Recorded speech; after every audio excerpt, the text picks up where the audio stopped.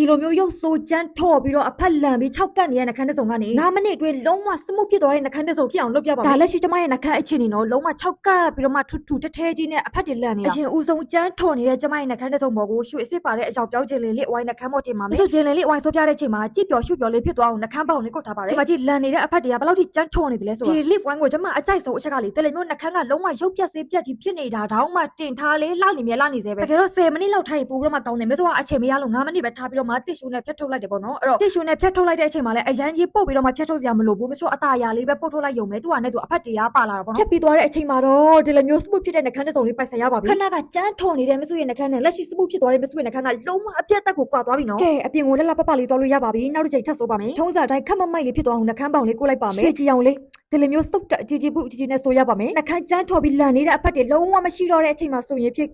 ရမ်းမိမိုက်တော့ဘယ်ဒီမှာကြည့်အပေါ်နှခမ်းနဲ့အောက်နှခမ်းနဲ့လုံးဝကွာပါတယ်ဒါမျိုးဆိုအယောင်တစ်ဆင့်ထက်တက်မှာပါသူကဆော့ပြီးချင်းအယောင်ကိုတိတ်မတက်သေးပါဘူးဒါအယောင်နည်းနည်းလေးတက်လာပြီးတော့ကြည့်လိုက်ဒီ lift ဝမ်းကိုနောက်ထပ်အကြိုက်ဆုံးအချက်ကလေးဖေလာထိုးတဲ့အဖက်ကိုအပြည့်ဝရပြီးဆိုးလိုက်တာနဲ့နှခမ်းကိုတစ်ဆင့်ဖူးကြွပြီးတော့မှဆိုးလေးဖြစ်သွားတာတဘူး32,500နှစ်ဘူးကို6500စိုင်ပြတ်တင်ရောင်းမဲ့သူတွေပြန်ရောင်းမဲ့သူတွေဘူး20ကနေလက်ကစီဆိုင်ရပါတယ်